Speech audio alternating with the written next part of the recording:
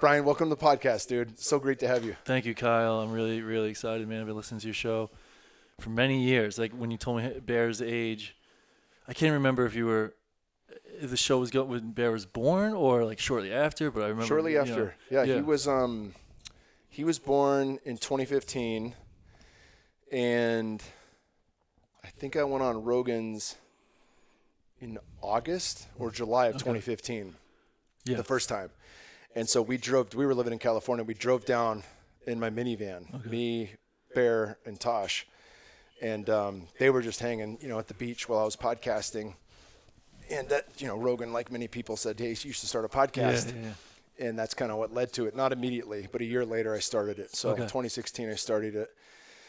And then that led to moving here and taking over the podcast and everything else. So. Yeah, because when you said that, I was like, man, I've been listening to Kyle's show for a long time. On and off, obviously I don't catch every episode. And I don't catch anyone's every episode. No one, especially these days. There's so many good shows. And but yeah, so anyway, it's really cool, man. And it's one of these funny things. I had a similar situation earlier this week on a show where I've listened to the show a ton, almost to the point where like I feel like I know you, and I know it's kind of weird because we only just met, so I know a lot about you and stuff. But it's cool that now you'll get a chance to get to know me a little bit too.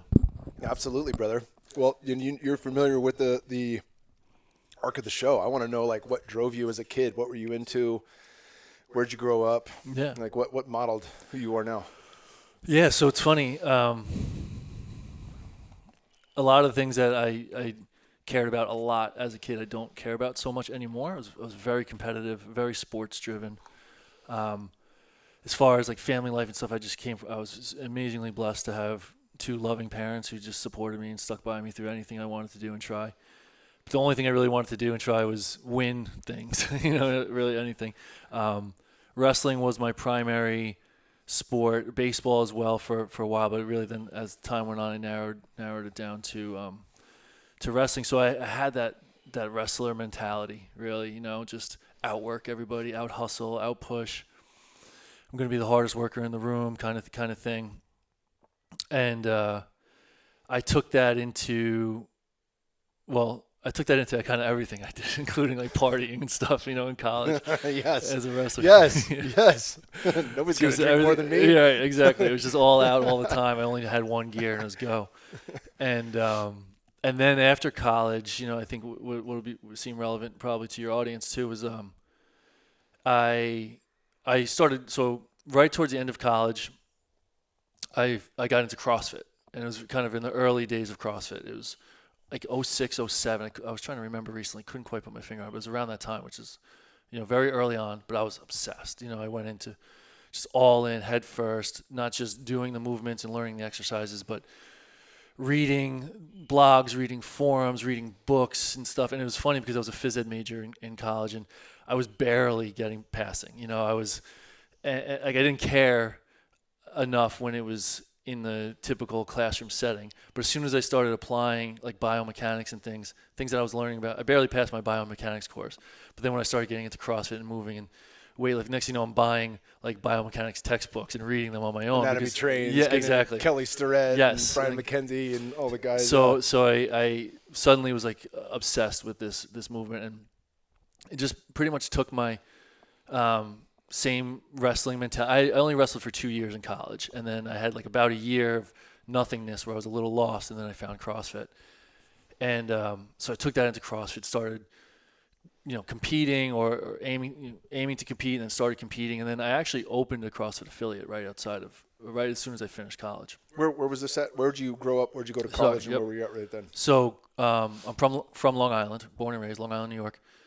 I went to school upstate New York called Cortland, SUNY Cortland. It's a state school, Cortland State, C-State. And then after, so I basically was about to graduate. The situation with teaching in New York and phys ed especially, our professors were like, listen, like you're not going to get a job. It's just not going to happen. Any opening on Long Island for a job would get like 600-700 applicants, and unless you had already been there subbing for years or whatnot, like it wasn't even worth it. And I was with this newfound obsession with CrossFit. It was the only thing I could think about and care about. I was like, I'm going to open one of these affiliates. They're starting to pop up. It was very early. And I had the support of my parents, even though everybody thought it was kind of crazy. You know, I'm a young kid, no business experience, but I was just so obsessed with this movement. And I went for it, bare bones, raised a little bit of money, got this tiny warehouse, and started the CrossFit gym. And I brought that same mentality to the training, to the business, to the coaching. You know, it was just kind of like go, go, go. The original, my wife and I were just reflecting, actually, because we were only just dating at the time. But I had a little office in the back that had a bed in it, dresser. I would sleep there. I would coach late till night, sleep there, wake up, do it again in the morning. There's a deli right next door that I was like eating all my meals at the deli. It's clean eating. That's what I thought in college. Yeah. I was like, I eat clean, dude. I'm at Subway 3 days a week. It was all I had. You know, I was like, I was 23, and I was doing my thing in that regards. And so that kind of leads into a change over time. But that's kind of like I'll pause there for a moment, because that was just kind of like, well, I'll also explain too. So I was competing in CrossFit. I was competing in what it seemed like in my mind in the sense of business as well. You know, right. I wasn't like trying to beat all the other gyms necessarily. Like I didn't, you know, I wanted everybody to do well, but like I wanted to be the best. Like we did stand out. I'm very proud of the service we offered there, but I wanted to like stand 10 levels above all the rest. And I was competing also. I was actually a lifeguard through high school and college, an ocean lifeguard, Smith Point Beach in Long Island.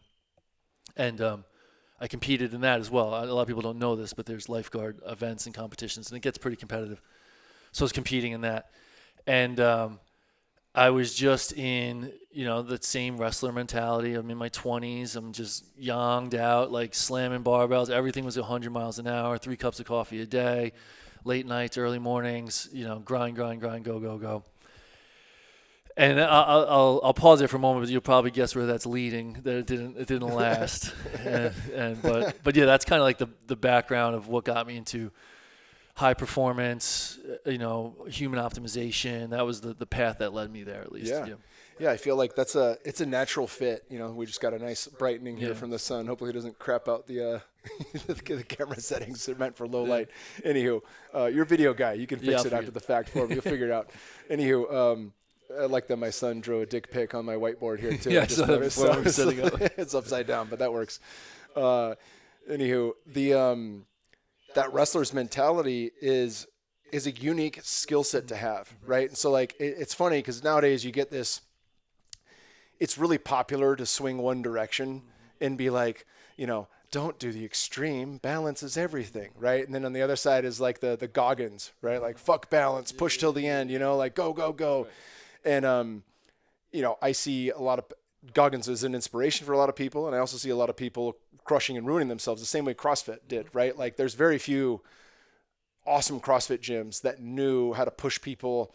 And it's an art. It's an art just as much as it is a science to push someone past their limits carefully so that they don't break down, knowing when to scale back, knowing how to periodize. All that stuff, you know, is its own thing. I mean, it's still in MMA. You see guys overtraining constantly and still fighting 3 days a week instead of sparring 3 days a week, which is for sure the case with me. But I think wrestling gives you a unique gift in that more than any other sport, it gives you a different gear, right? And that is a superpower. Now, learning how to back off that's like obviously where we're going to head next. But I think you don't really get it elsewhere. You know, I mean, there was a funny video on Instagram where this jiu-jitsu guy was a wrestler, and he talked about how jiu-jitsu made him a pussy. You know, like he's like, everything is chill, you know, slap, fly, bump, you know, just relax. And he's like, it's nothing like wrestling. I mean, it's grappling and it's like wrestling and it's nothing like it, you know? And so like I resonate. It's funny, but it resonates big time. And a lot of jiu-jitsu, that's bullshit. It's like, no. There's a huge difference. It's one's a sprint and one's one's a little bit more even keel. And so, but all that to say, like, you know, a lot of people in the modern world would take the side of like, oh, that's great that you did that. You know, like that's a Hormozy style approach, right? Hormozy talks about, he's like the David Goggins of business. He talks about how his wife and him have a business relationship. Yes, I don't know if you've heard him say that. I'm just like, fuck, man, FML, dude. I would never describe that about any marriage relationship. That is like the worst description possible. And I mean, who knows? Like, it's one thing to say like, well, if it works for you, it works for you. Define works, because to me, it feels like something is missing. Something is gapingly missing there in a way that should be there. And that's his own path, and I'm not going to, everybody's on their own path. Something I learned about 6 years ago when I started talking about opening my marriage was that, a couple things. One, not everyone needs to know my own private life. But two, I was in my fucking 30s just experimenting, like, hey, let's run the test. I talk about running the test with everything else. Let's talk about running the test in marriage. And the backlash on that was insane to me. Seeing other people, we've been happily monogamous for nearly 6 years now. And that taught us so much, like it brought us back together in a way nothing else could. And also, if something's on my mind and it seems worth trying, I'm going to try it. I'm going to see where I fail in it, what works, what doesn't. Yeah. And so I gained so much from it. But even the conversation around that is like freaking, it just lights people up, right? Anywho, I'm diving into a few different topics here, but I really feel like, it's an important skill set, especially to give young men, is that extra gear that wrestling takes, because there's nothing else like it. Right. There's no football practice. You could talk about, Camp Tonazona at ASU. We're at altitude. We're doing 2-a-days. We're doing 1,600-meter sprints at the end. We're forced in the ice bath whether we want to or not, way before Wim Hof. Like you have to do this after each practice. And it was grueling. And that was nothing compared to wrestling. Right. So I have tons of respect for people that have that background, and it is a unique gift. Yeah, it really is. And it's one of those things, like there's people who wrestle and then there's like wrestlers, and like if you're a wrestler and that's your identity and your mentality, there's something special there, and everybody that is in that world really knows that. And I'm so grateful for that path and those things. And like you said, it's a great gear to have. It's a great ability. It's something that you can tap. Like I love that I know I can tap into that. It's there at any time, that ability to really push and block out and go. And now I've learned how to not live in that gear, not have that be my default. In fact, I don't go there very much at all anymore. I know it's there. I can access it if I want. I did do a half Ironman last year. I had to start tapping into that stuff a little bit for the first time in a while. But it's not my default. But yeah, I wanted to quickly hit on something you said there, because you said you're talking about defining like what works, and it kind of the Hormozy thing, it kind of brings this to mind too, and Goggins, and kind of where I was at in my 20s. Everything I was putting my effort into was like quote unquote working, like all I wanted to do. In CrossFit, there's a lot of different like skills and things you're working on simultaneously, but all my lifts were going up, all my times on my workouts were going down. I was, doing better and better in competitions each year in CrossFit. I was doing really well in my lifeguarding, beach sprinting competitions, to the point where I basically rose to the top of the field. And so, and then even in the business, I was getting more clients every month. We were growing. The business, was making more money every month. Everything was working, right? Like by any measurement, any quantifiable score. And that's what in my mind, I couldn't really see anything other than that. It's like, well, these are the things I care about. They're all getting better. Therefore, I'm good. I'm happy. Right? This is like, why would I even stop and consider whether or not this is the right thing or not? I just lacked the awareness of what was actually happening long term, kind of the long term debts I was collecting, basically, or stacking. Because of, obviously, like I was leading to before that, I couldn't keep that pace, and I couldn't drive like that forever. And sure enough, the wheels started to come off, and I was physically, mentally, emotionally, and then eventually even spiritually just started to plummet, right?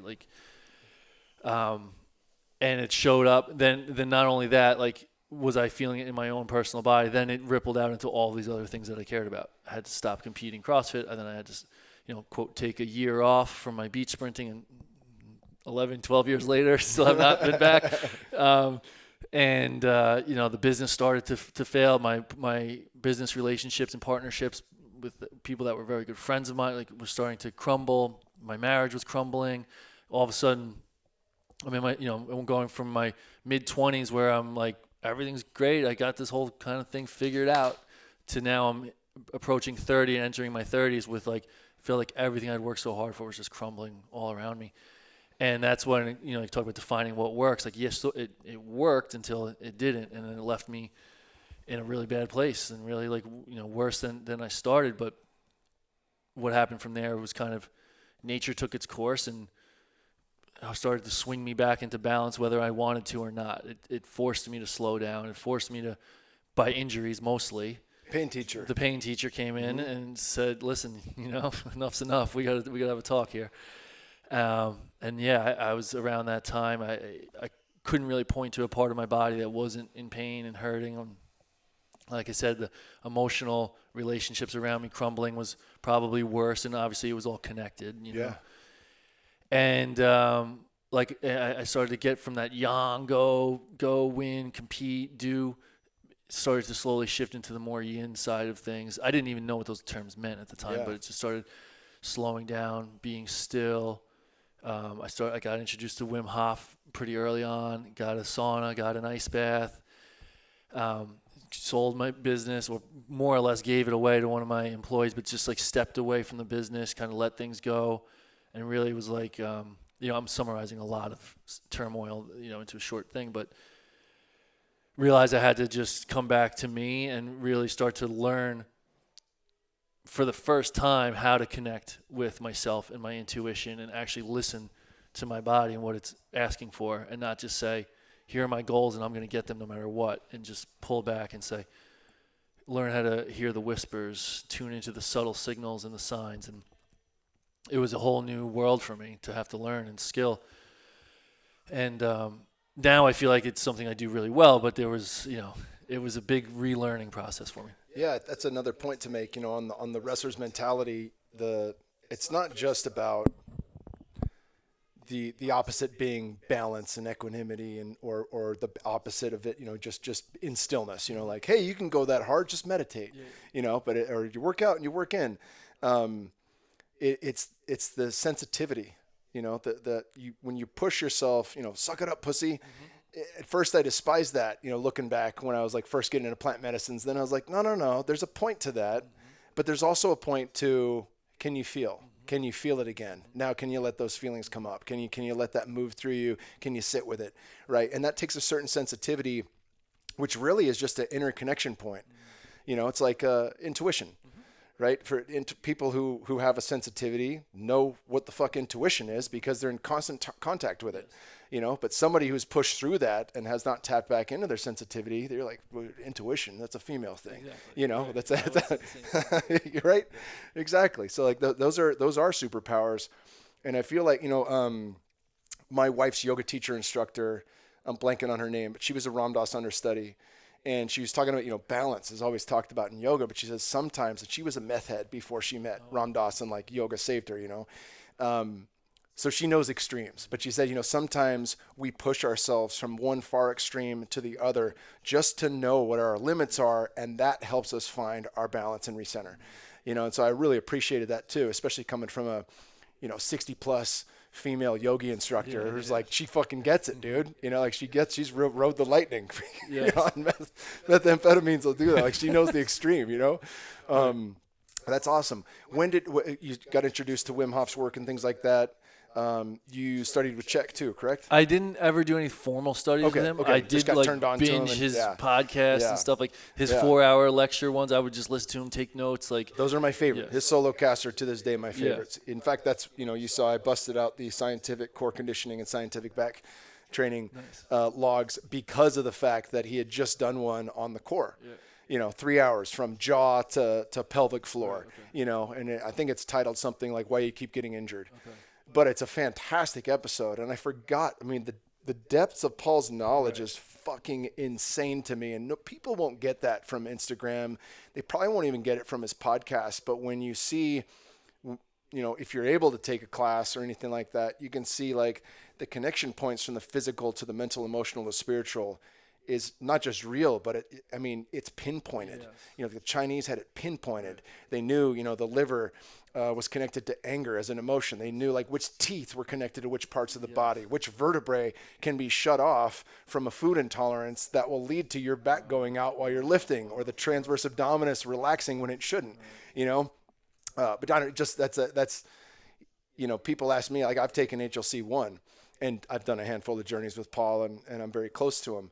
But most of my knowledge from Paul is just that. It's just eating everything that guy consumed, that I can consume publicly. His YouTube channel was fantastic with the chalkboard for so many years. And then, you know, when we podcasted, when I first got to On It, Aubrey was like, hey, I want you to meet like Don Miguel. I want you to meet Maestro Alberto. Like he was like, these are all my guys. Like who do you have on your list that I have to meet? I was like, we got to meet Paul Chek. And so like we flew him out. So you put him up at the introduced him to Aubrey. Yeah. And then, you know, he went on the On It podcast with me, and then he went on Aubrey's podcast. And that was like, you know, an explosion. We all hit it off. Yeah. And you did a bunch of shows. I remember listening to all those shows. Yeah, like, that just started being like a a guest back on and each forth. other's Exactly. stuff. Yeah, I like binge Journeys, shows, all the things together. So like that was really, you know, such a beautiful. I love the podcast for that reason, and that's why that getting invited on Rogan's was such an important piece to me. Not because I had anything to sell or it did anything for me financially, but because like that push to do my own podcast led to everything opening up. Cool. You know, including the awesome relationships I have. But yeah, you know, like Paul, I was telling you need a fucking podcast. I'm watching you on YouTube. Like, why aren't you podcasting? You know, like, oh, Penny's been telling me for years. And I'm like, no, do it. And then like, he got enough people saying like, you need your own podcast. Yeah. And then boom, he started, and his podcast is immediately, you know, in the top 20 in health and wellness. And it's fantastic. Yeah.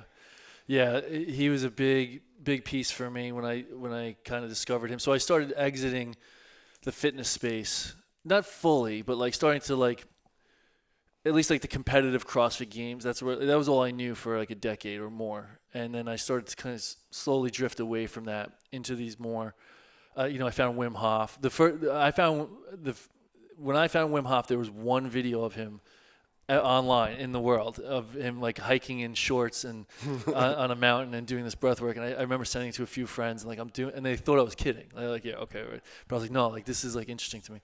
This was towards the very end. Like I think I had just left the gym and whatnot. I can't remember for sure, but it was funny though. I bring it up too because like I'm like, all right, I'm gonna start getting into this breath work and stuff. But immediately my mind was still like, well, I gotta get a 3-minute breath hold. Oh, no, now I have to get to a 4-minute breath hold. Now I have to get to a 5-minute. It was still like pushing my limits and like, yes. And then in the ice bath, like I gotta get 3 minutes. I gotta get 4 minutes. How long can I stay in the sauna? How long can I make it hurt? Like. My mobility, I was doing a lot of Kelly Starrett stuff, and it was all just like, how long can I stay in the 15-minute squat exactly. test. Like staying in the pain cave, and like I was still just missing the point in some ways of how to just tune in and like what does my body actually want right now, not what does the clock say or the scoreboard say or whatever term you know thing I'm using to measure it. So that was like a big journey for me. And then I did this very long fast. I did an extended fast, 30 days. There was juice. It was a liter of grape juice a day, and then these like tinctures, herbal tinctures that basically kept your organs from failing. And then that was like the thing that brought me into. I mean, that just shifted everything for me. I didn't realize how much of a spiritual journey it was going to be. But it took me and basically just took off one pair of lenses that I was seeing the world through and put on a brand new, clear, just like different version of the world. The voice in my head changed completely. Like it was like I was having a communication with a new voice in my head. I was learning how to really talk to that voice anyway for the first time. And then eventually, I did like a very long sun gazing protocol, almost every single morning for a couple of years, just watching sunrise. And I was getting all these like, I don't like to use the word downloads too much, but like it was no other way to really say what it was. And then eventually that led to the medicine work. And then, you know, so I've just been going deeper into the more connection side, right? It was always about blocking the mind out and pushing past. Now it's about bringing the mind and the body into coherence. Even when I train, even when I did that half Ironman last year, I barely timed anything. I barely tracked anything. It wasn't about blocking out the mind and just pushing. like I always did with CrossFit. It was about bringing it into coherence. And I realized that bringing the body and the mind into coherence is going to bring you much further than blocking the mind out and pushing ever will. And so that's kind of been the journey. And as far as at least in the optimization, health kind of performance side of things, that's been the journey now for I just turned 40, so throughout my 30s. That's awesome. Yeah. That's an awesome run. Yeah, it's cool too. Many paths lead up the mountain, so I'm Yes. always curious, like what cracks people open. And lately, I've been far more drawn to, probably the last like few years, I've been more drawn and more curious, or called to do, these other forms of altered states of consciousness that get you there outside of the plants, because I have so much experience, in that, and know like this is the route that'll get me there. Like I know how to go see source, and I know how to tap in for a long. And it's funny because like a lot of yogis will say, "Oh, you don't need that. It was already in you. Just meditate or just do this or just do that." And it's like I never could meditate. Ayahuasca told me to meditate, and that's the only reason why I even started and had an interest in it, was because of the repeated information of like, hey, you need to try meditation, you need to mobilize your body. It's like, okay, I'm listening. And thankfully I've had some great meditation coaches, and now, but I mean, when I was doing that, it was like if I had a question, if something hit me in life that was hard, I would just write it down in the journal. All right, May 16th, I'm getting to go sit in the Amazon, or maybe I'm going to go to the reservation and I'll get to sit, and I'll have all these questions answered. And then now through meditation practice and things like that, rarely do I have a need. There's never like a burning need to go sit with medicine, because I'm sitting in it every single day. Like I don't have to write questions Which down. is the point, right? I get to meditate on it every single day. And those questions are either answered immediately, or they're tabled to a point where I get to live the experience, and then the answer shows up for me, right? So, but I think like I like how you started with breath work and fasting, and different things like that, and then got into the plants. And for me, it was like the opposite. Plants got me into those things. And now, this is year 2 of my 4-year vision quest. And so like that's been a really potent medicine, and kicked my ass the first time. I laughed about it on the podcast, and my son was teasing me. I made it like 26 hours. Like go at least 2 days, two days on your first year. If you can do all 4, cool, but it's not a big deal. Was this with Tim? Did you do, where did you do that? It was here on the land. It was right here, okay. With Ken Conti came out for it, Okay, and one of my good buddies, Jimmy Weldon, we did an episode on it. He had done a year before us, so I was like, all right, if Jimmy can do it, I can do it. And then Eric Ghazi sat with us too for that first round, so he'll be with me for the 4 years. And the goal is to kind of layer it so that every year or two we're bringing someone new in to start their 4 years. So Mike Salemi is interested in coming, and I think that'd be a great thing. But that was as spiritual as an experience as ayahuasca ever was. It wasn't visionary in the same way. Like I didn't see I didn't become my wife and relive every argument we've ever had, which was my first vision on ayahuasca, but super potent, super powerful. And it's not necessarily accessible. It's not like, anybody could just stop eating and stop drinking water. It's like, no, it's a serious thing. Like you want that guided, you want to prepare for it. You want the all pieces that you would properly set up for a medicine journey. It's the same thing. You've got your pieces before, you have the event, you have your integration after. But that to me is like, I love all the different avenues, and breathwork's such a potent one too. I remember laughing about breathwork. I mean, I'd done Wim Hof breathing and like gotten the charge, and I was like, wow, this shit is legit. But I never thought breathwork could be visionary, or like, they talk about for altered states of consciousness, like holotropic breathing, Stanislav Grof. Oh, you just do Wim Hof style, but you keep going. You don't do like 3 rounds of 50 breaths. Like you go for an hour, and you might have 1 breath hold during it, And the first time I did that with Anahata Ananda in Sedona, I just after the end, I was laughing so hard. I was like, I'm so sorry. And she's like, what's the matter, honey? And I was like, I thought this was going to be a fucking joke. I thought this would have no comparison. I was like, I was out of my body, for a large portion of that, like gone. And so like, that's a really cool one, like knowing these things. Cause the truth is plants are not for everybody, and I used to laugh at people that say that and the disclaimer and everything, but I've seen enough people go off the rails that I really am like attracted to these other things where maybe you can pump the brakes if needed. There's a little bit more control. You can step right? out of it a little bit more. Yeah. I think breath work is kind of the gateway. I've noticed it was for me, and I've seen it kind of with others, like in the fitness space. They're into the, like everything we talked about earlier, just pushing, and then like find this thing that's a slightly different it still feels like just like me. It's like it's still pushing it at first, but Yeah, you got to work for it. Yeah, you got to work for it.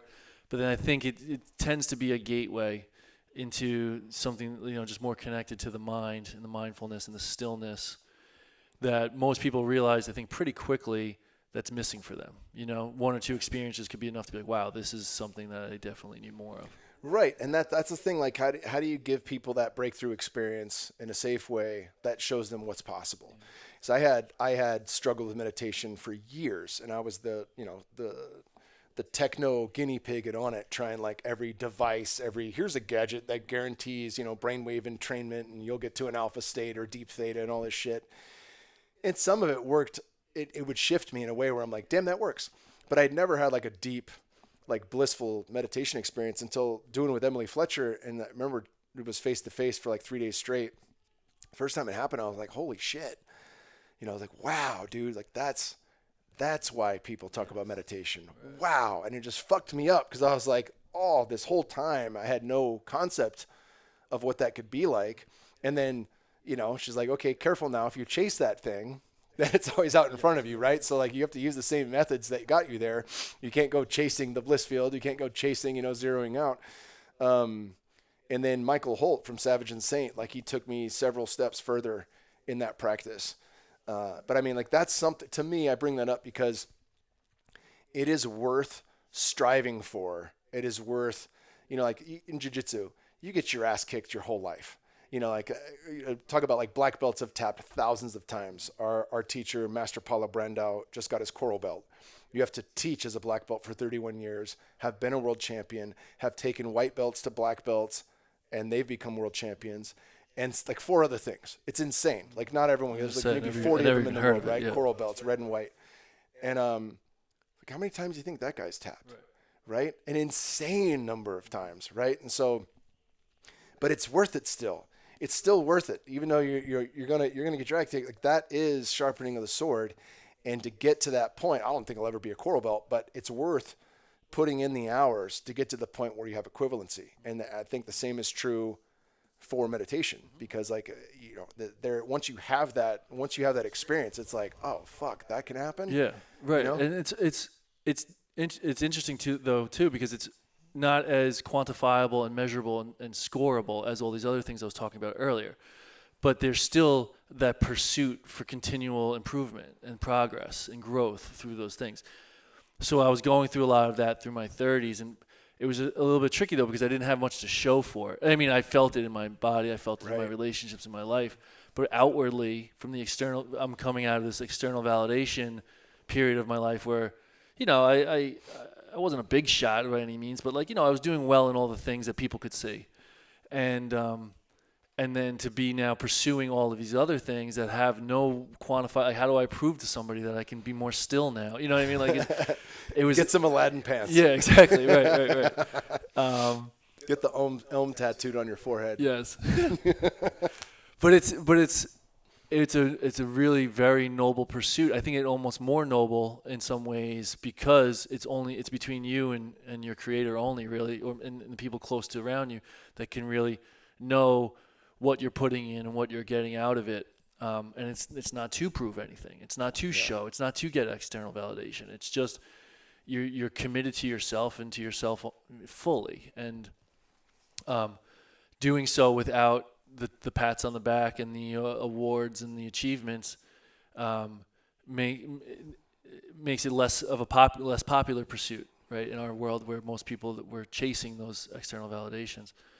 But it's still really important. And it brings me a thought that was coming to mind. I just made a little note to myself. Is like the warrior spirit. When I think of the warrior spirit, I saw it, I think, somewhere on your bookshelf here, King, Warrior, Magician, Lover, somewhere. Yeah, it's a great book.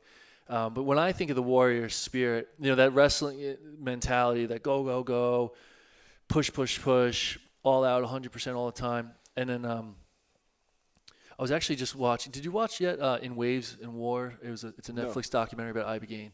About Navy SEALs and Ibogaine. I've heard of it. It just came out pretty recently. It was really good. But it was an interesting part when they were interviewing one of the Navy SEALs, and he was talking about Operation Red Wings, which was with Michael Murphy, the lone survivor, and how they had to bury these guys and how traumatic it was. how they were offered counseling, but immediately everybody was like, fuck that, we're not doing that, blah, blah, blah, because it was like this feeling of being soft. And it was interesting to me because I was like, to me, the warrior spirit isn't cold-blooded, heartless killer, right? The warrior spirit to me has these gears, these ways that we can swing, we can turn it on to defend and protect and fight if needed and must, but also to be able to tune in to ourselves and to our subtleties and to the people around us in a loving, endearing, tender kind of way, so we can actually feel and know what we're willing to fight for. We're not just being told, go get those guys, they're bad, go kill them. Okay, but just run out. I think in just maybe in culturally or whatever, I think sometimes maybe that's something that gets twisted in people's minds. Guys like us who are like fighters, wrestlers, kind of go. That to tap into the heart, to let the heart lead the way is soft, right? It's pussy shit, right? Like yeah. But I don't know. For some reason, I just it's a brilliant point, because like in King, Warrior, Magician, Lover, if you think of it like a cross, right? You've got King at the head, you've got the Magician underneath it. They're paired on a line. They balance each other, right? And the King is generative, the Magician is creator. The Warrior is paired with the Lover, right? And so if you have Shadow Warrior in you, it's not necessarily about bringing on more of the conscious Warrior. It's about figuring out where there's a lack of the Lover that helps sharpen that and create the correct warrior, right? And so it's the balance point of love, the Lover with the Warrior, that makes those work in a proper way. And I think about that a lot. You talked about the heart, because there's no doubt that that's an important piece. And you can also see in some people, that you might say, like we mentioned a couple of names here. One guy was a former armed forces guy who now runs, a marathon every day, right? Like that. There, in my mind, having read that book, I'm seeing a missing piece in the Lover side. When we talk about the marriage as a business, right? There's clearly something missing on the Lover side there. But the Warrior is active and it's doing great. The King is active. It's fucking generative. The Magician's probably active too, but the Lover needs some work. And so I think about those things, like it, not to like, look at this guy, what is he doing wrong? But like exactly. To refocus, like, oh shit, how often do I do that? Where am I not in tune with that? And those are always beautiful reminders for me, because it's easy to get caught in like when I first retired from fighting, I was like, I was cool. I had plant medicines. I'm cool with not being attached to being labeled a fighter. Let me do an ultra. How many of these can I do? After the first one, I was like, I think I'm just chasing the dragon still. Yeah. It's like, let's get into powerlifting. Powerlifting, I get like a 550 deadlift. I'm like, cool, man, 600 will be great. And then like right when I say 600 will be great, I'm sitting on the shitter and I'm like, what happens after that? Yeah, right. It's 650, then it's 700, and then it's 750. And I'm like, oh damn, there's another rabbit hole. Where am I doing all that? Where am I just finding, where can I just find peace with maybe never PRing again, and just fucking enjoying the lift because it makes me strong and it makes me good. I've taken a lot of concepts from Easy Strength with Pavel Tatsulin and Dan John. People have heard me beat this horse before, but the Vergochansky and Sif, the famous Russian scientists from the 80s who were studying all the elite athletes, they had a question. They said, at a certain point, especially in your 40s, but even late 30s, depending on genetics, your nervous system stops responding as quickly. And the Russians know all the nervous system training. You look at the Marinovich team and Jay Schroeder, and the guys like that who've trained NFL guys with that type of style of training. As that starts to slow, your recovery goes down. Even if your muscles are fine, if your nervous system can't hang, you can't max deadlift every week and have a max score Monday, Wednesday, Friday, max out kind of thing. And so they asked the question, everyone's training at 70, 80, 90, and 100% of their 1 rep max to increase their 1 rep max. What if we train at 50% of our 1 rep max and just improve that 50%? Will that increase the 1 rep max? And it does. But the key about training at 50% is you're not frying the nervous system, right? So now you can hit those lifts 5 days a week. And to me, that was like, turn my whole world upside down, right? The whole no pain, no gain model of training, all that shit. And so when I started doing that, I started every week, I'd throw 10 pounds on. Every week I'd throw 10 pounds on. And all of a sudden, I've increased my deadlift by 100 pounds. I'm like, holy shit, dude. 10 weeks in, like, and there is a ceiling. It doesn't work forever. But it was just like, wow, I can train like this. I can hit an easy strength workout in 25 minutes. And I was doing this at On It. And I could walk, because when 10th Planet used to be inside of On It. So I'd hit my workout and I'd walk right over to the mats, kick my shoes off, and start rolling. And a 90-minute jiu-jitsu workout had more endurance. My nervous system was primed for it. It didn't take anything out of me.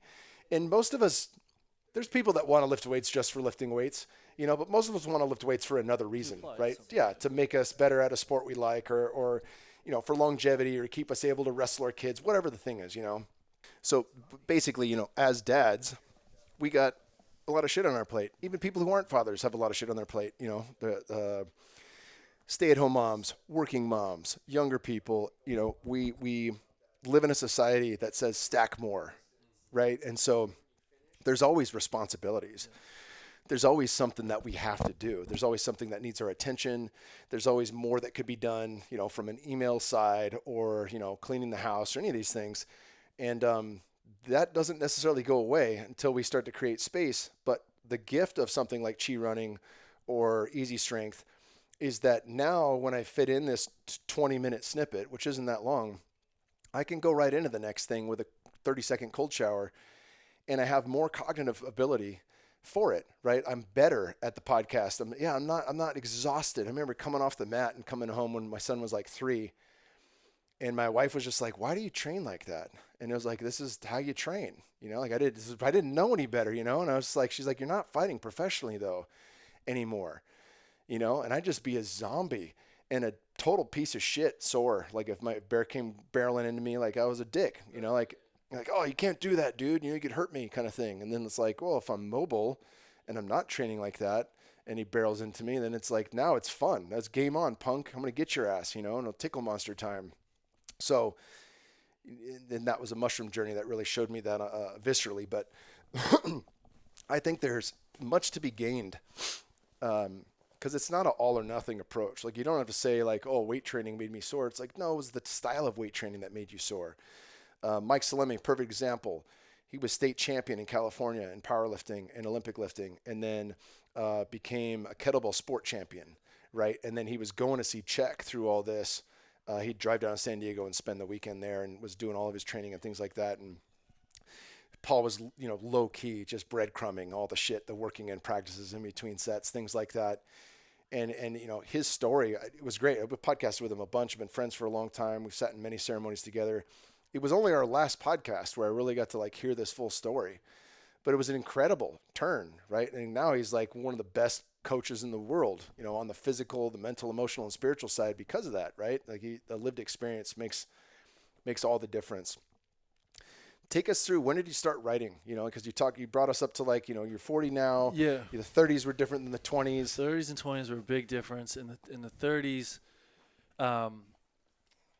all along, I was just, like we mentioned before, just kind of being led deeper and deeper into the heart, into the body in a different way, and into the spiritual, right? I was broadening my horizons of what's possible through this realm in my own practices, but in just endless podcasts, books, documentary, just immersing myself in all of these things. And then, like I said, the medicine work obviously comes with endless, wisdom to pick up on. So I'm collecting, what feels like valuable wisdom, just like in my own personal journey and things. And I'm mostly just journaling it, writing it down. I did start there was a chapter there where I for a few years had a holistic lifestyle coaching certification. I still attached it to the fitness industry though, because it was called 023 holistic lifestyle, as in 023 standing for the other 23, as in the other 23 hours of the day that you're not in the gym. And it all made sense, and I got people like, "Oh, okay, that makes sense," but it was, everyone's response to that was like, you just think like, "Oh, we work out, this is going to be the nutrition and the sleep and the mindset." And that's what it was, but I was really layering in. I was kind of Trojan horsing deeper inner personal development, spiritual awakening into the fitness space, into gyms. Coaches would take the certification and bring our program into their gyms. And it was really effective, but I just kept feeling like this attachment to the fitness industry just needed to be tethered. I was just like, or untethered, I guess would be the word. I kind of had to keep making things smaller and fit into that box where I really wanted to be expanding outward. I was also just, for whatever reason, maybe, who knows why, just attracted to a lot of things that I guess would be considered political, but really more freedom-based. Like, what does individual freedom really mean, and sovereignty, and free market economy, and like, I was reading books on all these things. I had no idea why, but I was just drawn to all this stuff. And I felt like I wanted, and I saw the connection specifically with individual freedom and our personal health, and medical freedom and these things as well. And so I started drawing a lot of correlations there that felt like I just had this urge to want to share and talk about. So I've always imagined myself writing a nonfiction, typical like the books I read, because normally what I read is nonfiction. I know you do as well. Well, I know you read a lot of fiction too, but like these types of books. It was nonfiction from the first book. I said after college I'd never read another book again. Yep. I'm still a senior at ASU, so I didn't finish. I got my 2-year degree in junior college at least to show something. But it was getting turned on to, I watched the Flatten Your Abs Forever video on VHS from Paul. Okay. After my guy was like, my strength coach goes, will you read How to Eat, Move, Me Healthy? And I'm like, I'm not reading another fucking book. Yeah. I watched the video. I'm like, all right, give me the book. Read the book, do the questionnaires. That changed so much that it was, and I credit this for Paul, like it planted the seed for me to read everything else that I wanted to read, because I was like, damn, if this can move so much in a fight career, and wrestlers know this too, like if you change anything in your wrestling every day and you see it improve, like it's a very strong test to be able to tell you what's working, what isn't. But that led me to Kelly Starrett and all the other things. And it was funny because I was almost guiltily sharing this with Paul last time he was here about how, have I replaced the TV with fiction books, because I fucking obsess over them now. Like they're the most spiritual fucking dope. I love them. I love them. And he's like, not at all. He's like, when you filled your brain to a maximum, you need periods of time where there's complete rest from any new information, right? Because that's a part of integration as well. Yes. How do you package everything that you've learned into usable systems and actually squeeze the sponge out? Yeah, exactly. And then when you're ready for it, you take on more nonfiction. But this is, that was a point that I didn't want to derail you, but like that's a super big point to have for people that are just I was a nonfiction guy. Like who would waste their time with a fucking fiction book? That's what I always thought. Right. Exactly. Thought that I'm sure a lot of listeners are kind of in the same boat. And so I just assumed I'd always write this nonfiction story. I had a working title and all these things. But then I started realizing, again, how it just it covered so much ground and so many things. And I actually did read a few key pieces of fiction along the way.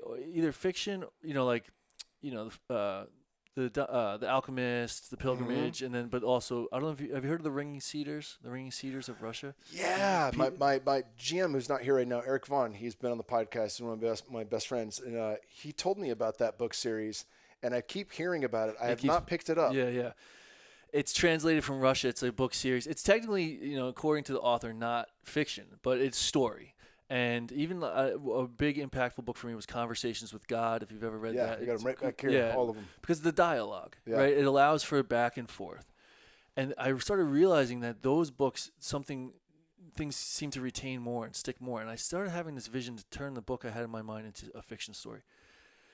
And at first it was just like, that would be kind of cool, And then I just kind of whispering a little louder in my ear, and I'm like starting to see a plot line kind of develop, and I'm like, that would be a cool idea to write a book someday. And then it just kept going and going, and next thing you know, it's tugging at me too hard to ignore, and I'm seeing the plot line, I'm seeing the characters, I'm seeing a general story arc, and I'm like, I got to do this, And so when I realized with the fiction I can weave all of these things into a story.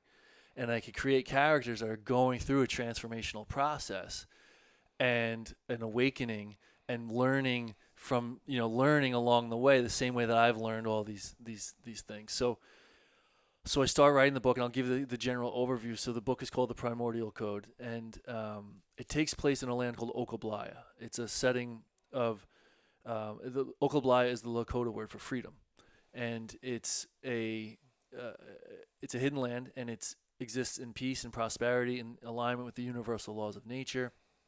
And it's not fantasy. It's not science fiction. They don't have anything we don't have. It's modern technology, but with different principles.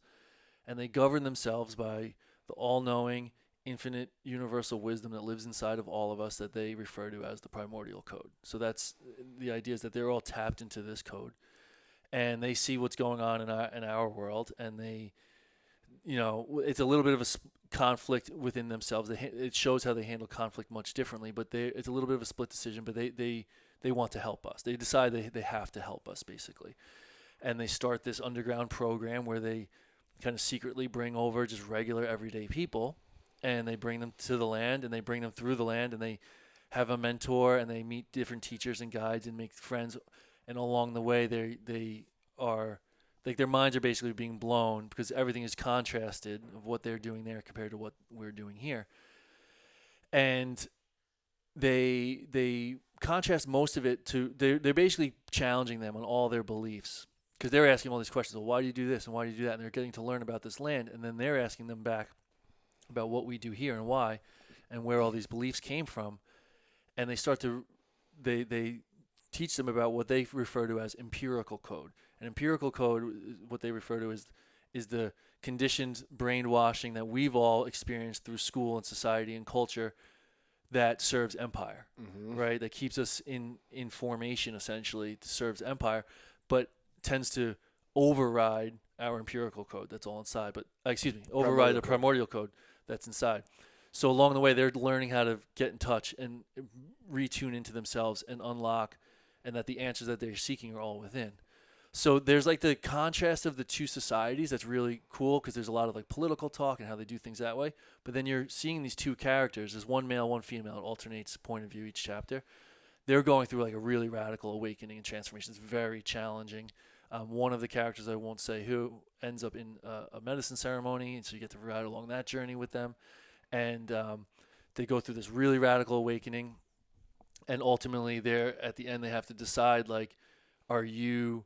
if they're going to come back for this even deeper initiation training, which is going to be book 2, where they will basically undergo like a spiritual warrior initiation and decide if they're going to dedicate their life to the code and bringing the code back to us. So like it was so exciting and fun for me to write because I got to every single little thing that I've ever like learned in my life and picked up on and learned from others. I've got to weave into this story in a way that felt fun and like art, where the vision I had for writing this nonfiction book felt like a giant work project that was going to take me years and suck my soul. This filled me up. Like I wouldn't like. You think reading a book that you don't know what's going to happen next is exciting? Writing a book where you don't know what's going to happen next is like way more exciting. It's really cool. Honestly, I feel like some of the best hearing that from you, but also Sarah J. Maas talked about that too. She includes her life experiences in her books, and hers is like total fantasy. It's also what you might consider smut, but she finally did an interview. Some popular chick out in LA. I forget the name of it. It's like one of the top 5 shows, but God, I don't know why I'm dropping a blank on her podcast. Anyways, you search Sarah J. Maas on podcasts is the only one. But she talked about that, like sometimes she didn't know where it was going to come from next. Wayne Dyer used to say that. Wayne Dyer would say that he would just clear out. And when the book was finished, he'd read back like, holy shit, I wrote that.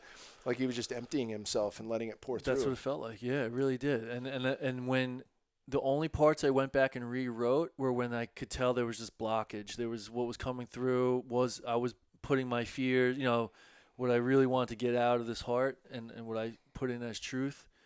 The only parts I redid were where there was fear standing in the way. Because it takes them through, because I even get to wrap in all conspiracy theory stuff. Let's go, baby. Love. Yes. So they start taking these like actual classes and learning from, and so it goes into the moon landing and 9/11 and all these things in like a fun kind of way. But it was like tough for me because I'm like, this is real. Like if I'm putting this in a book and publishing it, like, not that I'm necessarily like scared for my safety or anything, but I'm putting out some stuff here. And then obviously there's so much about tuning into the heart and love and compassion and all these things. And I'm coming from a hard charging, wrestling, barbell slamming, smelling salt, sniffing, guy a few years ago. So it was like tough for me to like really open up in that kind of way. But I really I think overall I'm happy with what I was able to allow to flow through. That's so awesome. Have you read, a couple of similar books that are popping in my mind, and then I want to talk about really quick about the guy who I've learned from. Have you read The Kin of Ada or Waiting for You? No. You would love that. And then The Fifth Sacred Thing by Starhawk? Someone I met over the weekend at Confluence when she heard about my book, she's like, "Oh, this sounds very similar." She mentioned that book, and I had heard it one other time, but that's definitely on my radar. Those books, Kinevada Waiting for You, is an awesome utopia novel that is like their connection is through dream work. They wake up, they speak their dreams every morning. That's the first thing they do every single day, like ritually. And they interpret that, and big dreams get taken to the head honcho, and they are discussed amongst the group. And but the Fifth Sacred Thing from Starhawk, that book was written pre-2020. Okay. I promise you now, like everyone listening to this right now, it is 100% worth your time and energy to listen to that book or read it, because it is fucking bang on be pre-2020. Like, you understand this book was written pre-2020, and you read it and you're like, wow, that dude was tapped in. And for sure, just and the book is just an incredible piece of nonfiction. It's awesome. I think you'll dig it. Yeah, I mean, now that especially the second time it's come up this week, and that was kind of my goal, and to have a book like that, because story sinks in. I've been on a few shows this week. I don't think we hit this yet, but story mythology, right? This is as old as human, right? This is when there's been humans, there's been stories, there's been myths. Even when they weren't written down, they were spoken, and that's how they pass on and they live. And I think there's just something special about like learning and observing, because the book goes into all these rabbit holes. It's similar things that a lot of these books go into, but brought into one place. But it's just a little bit different. You can absorb it differently when you're seeing it through a character's eyes, and you can kind of draw your own correlations to how it reflects to your life, as opposed to reading a book of like, here's Brian Costello's, instructions on how to create the new Earth. Like, because I don't have those answers anyway, but it's like I'm creating characters that I think carry these universal themes. Like, their awakenings, they're unique, but they're all universal themes that we've gone through, and universal fears and stories and things. And the feedback definitely checks out on this, is why I bring it up, between the Amazon reviews and the personal reviews and the people that I'm meeting that are reporting back, is like, I swear this part was about me, and I swear I'm like this. Garrett is the male character and Sandra's the female. Oh, Sandra's just like my sister. It's like they see it in there, and then it sticks and lands more deeply. So that was my goal. And the Ringing Cedars, I bring those up because what's happening in Russia, based on these books, they're older. It's been a longer time. It's over 20 years. But there's over 400 community villages in Russia based around the concepts in the story. And they've even changed some laws about how you can obtain land. If in the Anastasia is the woman in the book who's like the truth keeper. They have like the Anastasia laws, and you can like obtain, I don't know exactly how it works, but they've changed. You can get a hectare of land and live in this way that they teach in the story. And that's really what I'm trying to replicate with this story as well, is that people finish the book. And again, this is great now because it's been about a year since it's been out, and this checks out with what I'm hearing. They finish the book and they say, let's do this. How do we do this? What do I do first? I even added in the new version, there's a QR code in the back that you can scan and join our group chat and our group calls right away. But got to read it first, though, because it's like when everyone comes in having read the story, we're all like on the same foundation.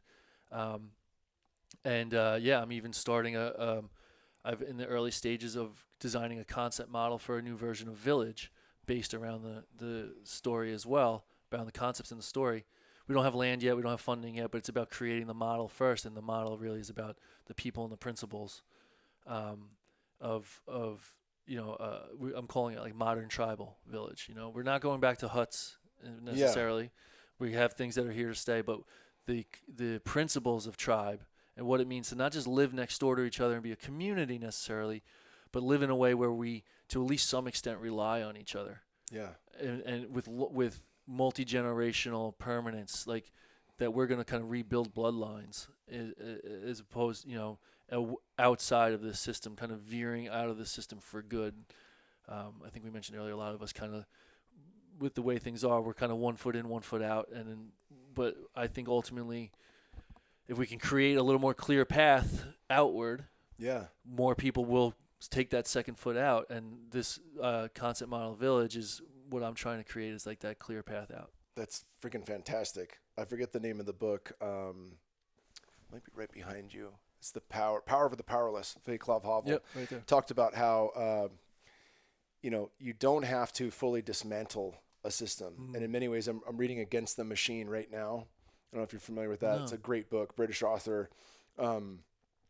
He does his own narration on Did you Audible. post something about this recently? I did a while back. I thought I just saw. Maybe I saw this somewhere else. That name just came up recently. Against the Machine's a great one, and it really details, our history and how we've gotten here. But like, I bring that up because, in some ways, they couldn't dismantle the socialist regime. Right. They just couldn't do that. But what they could do is build a parallel system. Yes. And that parallel system gave enough people the ability to live side by side the machine and not be affected by it. And so I think parallel systems are an incredible piece that has to be built so we don't come to war ending everything, or a total bust, or a total sacrifice of all personal rights and freedoms to live in a safe to live in China. Like, I'm not trying to have an open air prison system either. Exactly. So that's super resonant. Yeah, I think that's I love what you're doing, brother. It's Thanks. really cool. Yeah, I was going to quick mention. So the parallel system. So I've been doing a lot of studying with like common law and how to do basically do all of this in the private. So big shout out to Confluence. If anyone in the area, or this event Confluence is absolutely just awesome. Just sitting in workshops all weekend about how to operate all this in the private realm and status correction and kind of legally and lawfully disconnecting ourselves from the system. But that's basically how I see. So it's the village model I'm creating is called Okablo Modern Tribal Village, and so Okablai is the name of the land. Okablo is the name of the people. Like the Okablo people live in this land. And so the Okablo village model is just like kind of it's an ode to the story. It's not an exact replica. It's not like we're not actually creating Okablai, but like close enough. And but the point I was saying was that I'm just going to throw this out. I'm not going to buy tickets today. There's an event called Exit and Build that's coming up at the Sovereignty Ranch in Bandera in Texas. That's right. I just got an email from those guys. Yeah. So the early bird tickets end today. So I'm going to get my ticket. I decided this morning. But Exit and Build. It's about how to do this, how to come together, exit the system legally, lawfully, cleanly, and build the new one. So everything that I'm working on with this story is to excite people to be a part of that and do that. And then everything I'm working on in the village is how to actually make it real. So cool, brother. We'll link to where people can purchase your book in the show notes. Yep. Right now, just give us a website. Holler. Sure. Yeah, theprimordialcode.com is the website. First 2 chapters are available for free on Spotify or Apple, so on audio, so you can listen if you're like a little unsure. If it calls to you, I'd say just pick it up and go for it. And I can say this with more confidence now just because of so much of the feedback that I'm getting and the reviews that are coming in on Amazon and stuff. It helps me, and normally I'm not like, the type to promote myself so much, but if not, just pop on the chapter 1 and chapter 2. They're each their own episode. Are you going to do the rest of the book audio? Yeah. Okay, so good. It's all recorded. It's my next project is finishing all the editing and posting, and I actually plan to make it all free as well. Keep it all just out in the open. For me, the idea is that the story lives, no barriers between it. Buying the book is helpful. It supports obviously me and my family and the project. So even if people listen to the story, there'll be just kind of little ads to go buy the book if you want. But I'm going to be releasing it kind of weekly, dripping out like a Netflix series kind of thing, because each chapter ends, leaving you kind of hoping for the next one. Yeah, little cliffhangers and stuff. So I'm actually really excited about that. It's all recorded. I'm just working on the editing now, but today's May 1st. We're looking at probably mid-June to launch that, and it'll drip out all summer, and then it'll be out there to live for. It's a little less barrier right now, people buy the book and then open the book and then finish the book. There's like kind of 3 barriers. The finishing is the easy one, but this is like open Spotify and press play, or open Apple and press play is like pretty much no barrier, and that's all I want. Is I want people to enjoy the story. So cool, brother. Well, dude, I appreciate it. It's been awesome getting to know you. Yeah, man. We got to run it back. I'm gonna listen to your book, and then when you get the second one out, we'll run it back, brother. Yeah, let's do that. That's gonna be great. Awesome. Thanks, you so much, brother. Thank you.